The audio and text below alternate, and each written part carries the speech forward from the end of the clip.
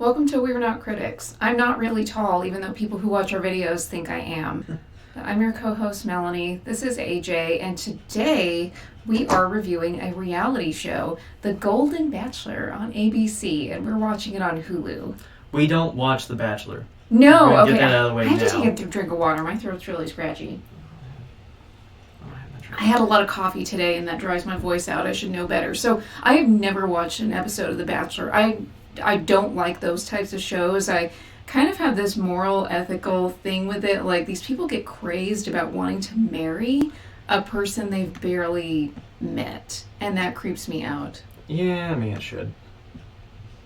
Like 90 Day Fiancé and Who Wants to Marry a Millionaire. That's the weirdest That's one. creepy. Like, I get the dating shows because that's maybe you go on one date and that's it. But they all get like, I'm going to marry him. I'm going to marry this guy. I'm like, you're talking about potentially the rest of your life. Yeah, but take it a little more seriously. At least with the Golden Bachelor, they don't have that much longer. Oh, because they're old. So that's the premise of The Golden Bachelor, is that this is a man who is, he was 71 at the time. He was born in 1951, so close to, my mom will kill me if I say how old she is, but close to our parents' age. And he is widowed, and he's out looking for love. So they have very conventionally attractive people on this show. I think they're playing it safe with the first season because we have Gary, who's from Indiana, and he's super nice, and he sounds so excited and delighted with everything that's going on. I've never seen a person who's so genuinely nice. You almost suspect that he has bodies somewhere. Yeah, either Gary's a serial killer or he is genuinely this nice, but he has a full head of hair, still has some blonde in it, conventionally, attractive, pretty attractive for a 71-year-old man. He has two daughters. Now, the beginning is really sad because it shows him getting dressed up in a tux, putting his wedding ring down, and looking at a photo of his dead wife. So dead spouses is the theme for this show. Might be a requirement. It might be, because so far when he's had one-on-ones with the women, they all break down and start talking about their dead husbands. And then he immediately gives them a rose, which is kind of funny. Yes, like we're connecting over death. So I really want there to be a season 2, and it's called The Black Widow.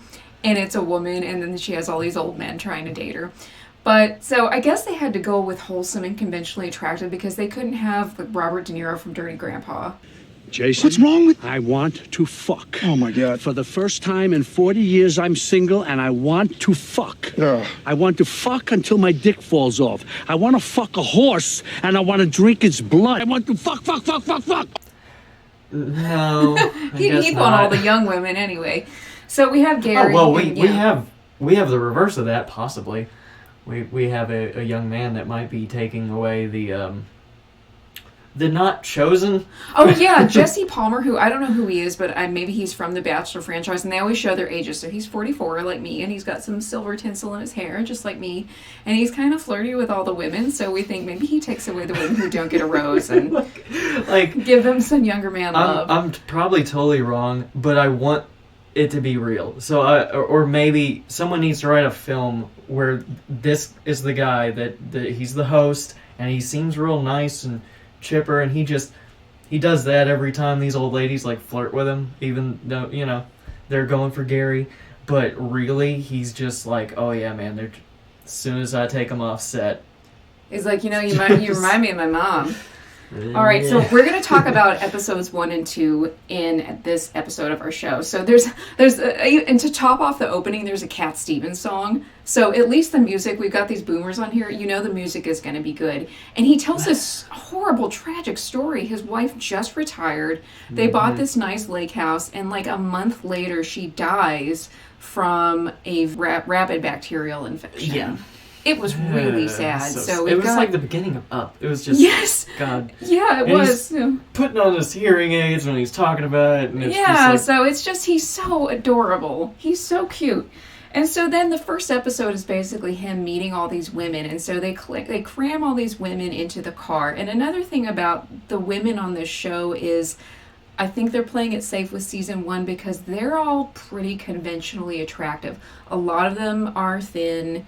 A lot of them have their hair dyed. I don't plan on dyeing my hair as I get older. I kind of like my tinsel. and I plan on just going full gray. So I don't know. Well, until you can just throw in some when my hair, randomness. when my hair goes full gray, I'm dyeing it pink and purple and all that stuff. But of the women who have gray hair, they make sure they have really pretty silvery hair. So that was just, it's not a red flag, but it's just something I'm noticing, that it's like any other Bachelor show. You've got conventionally attractive, thin people. Okay, what's the other option? People that didn't take care of themselves and they're in their 70s now. Yes, and they it's need just love like, too. Okay, let's go have an adventure. Yeah. Old people complaining about Medicare need love too. So he meets a variety of women, and some of them stand out more than others. One of my favorites is a woman named Sandra, who is 75. One of the few women of color they have on the show. They don't have, it's mostly white women, so it's a basic American TV show, so. But what's your guess of what she's saying? Oh, this is wonderful. So they all come up and they have their little shtick of what they're going to say to Gary, and some like pop off confetti, and one of them sings a song, and one of them pretends to be naked. And... Yeah. Wow. How are you this evening? I'm doing great, Gary. Roberta, we made it!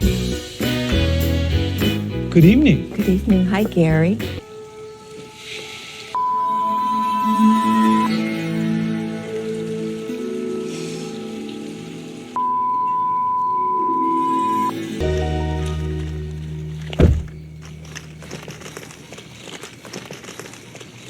Do you need help?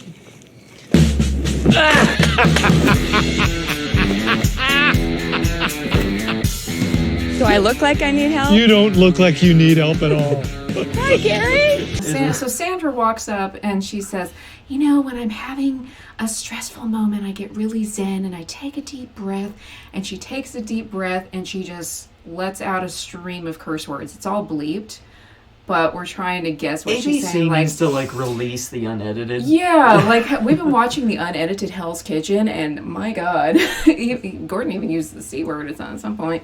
So yeah, but only towards men. So it's fine. he's British. They all do that. So, but Sandra's saying we're trying to is she saying fuck? Is she saying shit? And they don't get close enough. They blur her face. They blur her entire mouth, so we can't tell what she's saying. And so she gets Gary to do it too.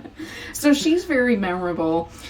They have Leslie, who is 64, and she is a dancer who dated Prince. It's only downhill from there. She's never going to She be... dated Prince, and he supposedly wrote the song Sexy Dancer about her. She's going to treat Gary, if they get together, she'll treat Gary the way Jada Pinkett Smith treats Will Smith. She already had her past with Tupac. This woman's already had her past with... Prince. So there's no way to match up, really. Yeah. Another one they're giving a lot of camera time to is Teresa, who's 70 and dyed brown hair. I would say she's cute. She's not pretty the way some of the other women are, and I know, come at me for that. I'm being awful. But she's cute. Okay. She's like a Santa Claus elf or something, but they're giving her a lot of airtime. So I think she's going to be on for a while. Disclaimer. These are all real people. And we want to respect them. And these are just the way we feel as we're watching the show. Yeah. They're probably not even anything like what they act like or seem like on the show anyway. So... No, because it's all a sham. It's all producer run. Respect to the people who are on the show. Mm-hmm. But... We do notice physical appearances. And I have a weird crooked face. You guys can make fun of my face all you want. And my forehead wrinkles are sticking out. I have gray in my hair. My mouth is crooked. My nose is crooked. All of those things. Everybody looks weird. Human beings are the weirdest looking creatures on earth. Even the pretty ones. Well, except for anglerfish. But yeah, so we have thoughts and feelings. We're going to express them. That's our disclaimer. Yes, we're trying not to body shame or anything like that, but we do notice appearances because it's a show about goddamn appearances. And also just, some of the things we'll say will sound awful, but it will be about personalities as well. Yes, and speaking of that, we meet our villain, Kathy. Kathy's awesome. Kathy is 70 years old. She is a retired educator from Austin, which sounds terrifying. Can you imagine? She was a teacher? Can you imagine her as a teacher? My God, she must have been terrifying. Trunchbull. She's like Trunchbull from Matilda? Trunchbull, not Trunchbull. What? Trunchbolt. It's Trunchable. It is not Trunchable. It's not Trunchbolt. It's not like you're saying it like it's Lunchable. Yeah, that's the way you say it. No, it is not. It is Trunchbolt. She doesn't Anyway, know. She didn't grow up on that movie. Whatever. I did. I grew up in the 80s. I had good shit like Short Circuit. All right, so we have Kathy, who we've decided is lawful evil. If we're looking at the grid of like chaotic good and chaotic evil and Yeah. all of that, she is lawful evil because Kathy means business. Each person thinks they're the one. Unfortunately for them, they don't know I'm the one. I did the whole chicken dance. Tonight is getting crazy. This little tiny blonde thing rolls in with the Easter Bunny basket filled with eggs, clucking or something. I mean, this is your one shot. So everyone's coming to get us attention. These people come with their A game with creativity. I came in creatively. Walking. She is here to win. She has zero chemistry with Gary. She probably has zero capability of love in her body. But she's just like, that motherfucker. But she's give like, me a rose. they all came in doing the song and dance, and here's how I brought myself in. I walked. And meanwhile, we have probably chaotic neutral is April, who's a 60-year-old therapist and has this pinched nose. There's some bad plastic surgery on this show. Like, of course there is. And so... I mean, they are of the age that they were testing it out. Yeah. So... Yeah, new generations have better plastic surgeons. There's one woman named Joan she's pretty, but in a spooky way because her face is completely smooth. Like smooth as a 20-year-old's. And it doesn't move at all. Even when she's talking about her dead husband, she can't cry or express her feelings. Maybe that's just how she has aged so well.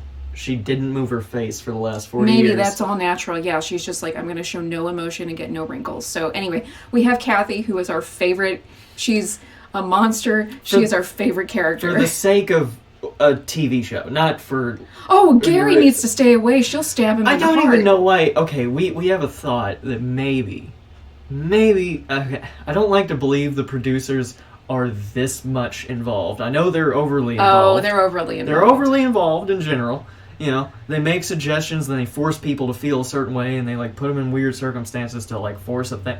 I get that, but we think that maybe they're like slipping him an extra 10,000 or something an episode if they keep Kathy around. Yes. Oh my Like, God. There's zero chemistry with We're Kathy. not going to tell you who to get rid of, but you got to keep Kathy. Mm-hmm. And don't worry about the other ones. You can look if you're 13 against Kathy. You'll probably pick one better than Kathy. Yeah, well, but we'll see that. Kathy, she should just she'll be perfectly happy alone. Honestly. Oh, Kathy's fine. She is just fine with her Lady Tremaine house and her Lady Tremaine attitude. She should really just start a business. And do that. She'll beat you into the ground. Anyway, so there's Kathy. And she's mad because April, the therapist who is kind of a loose cannon, a bit of a free spirit, she strikes me as the type who has had lovers instead of husbands. And she'll probably key your car if you break up with her. So anyway, she grew up on a chicken farm, so her shtick is she comes in with a bucket of eggs, and Kathy, meanwhile, in the interview is like, well, this penny blonde comes in with a basket of eggs. I came in and I walked. So... I'm sad now. We that have Kathy, crazy April and angry Kathy. I'm sad now that I realized Kathy was a teacher, because I was, in my mind, she must have been a businesswoman, because she'll Ebenezer Scrooge a motherfucker and send them out on Christmas Day. Hey, you didn't pay rent. There's the door. Yeah. You don't own the door anymore. Get out. Yeah. So finally, Maybe she's perfectly nice in real life. And she's terrifying. Just, and No, she you just can't came fake on the that. show. She's a great actress. Maybe. I mean, if you come on and you're a character and you're memorable, they're probably going to keep you longer. So two more people I want to mention. There's Faith, who's 61, who drives in on a motorcycle. And I don't know, okay, a lot of these women are established. They have homes. They're coming from all over the country. Why would you want to get yourself wrapped up in a show where you might marry somebody? Like, I won't even have a long distance relationship with someone in Arlington. The woman with the ranch. That's Faith, yeah. Oh. She lives in Utah or Colorado or something. The most beautiful ranch, gorgeous rocky mountains in the background, an in-ground pool, horses. Gary better pack his bags if he wants to end up with Faith. Like, he's moving into her house. I mean, I guess they could do a 50-50.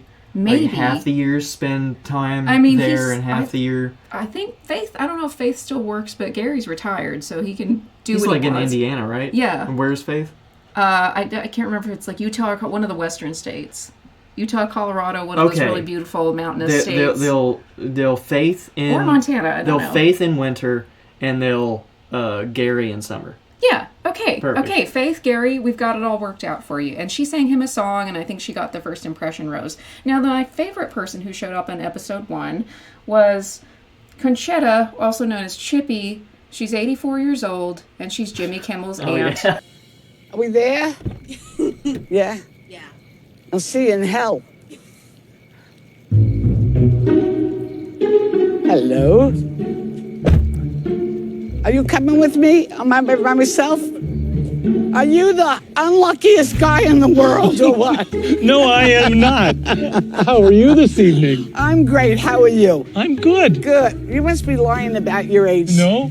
I was curious. I said to my nephew, I said, it's got to be 1 in a million. I want to meet him. He said, okay, you got it. Who's your nephew? Jimmy Kimmel. I'm Aunt Chippy. I'm Jimmy Kimmel's aunt. I said I would like to meet the Bachelor, and he seems very friendly. Hello. Welcome. Hi. This ain't no 80-year-old club. That's for sure. Now the party has started. Let me tell you something. I don't belong here. Those ladies are really something. Look at this one. Whoa. Oh, I know. I'm in the wrong place. She looked taken aback. She's like, I don't belong here. I don't belong here. These women are tins. Which, hey, she's getting around great for 84. Yeah, she looked great for 84. But But we found a perfect match for her. Frank. From... Always Sunny in Philadelphia. Yes, she and Frank Reynolds need to have a romance. Maybe not even like a couple. Maybe more like a life partnership. Like a just life partnership. Like they just hang out and ruin other people's lives, and then they come back home and talk shit about what they did that day.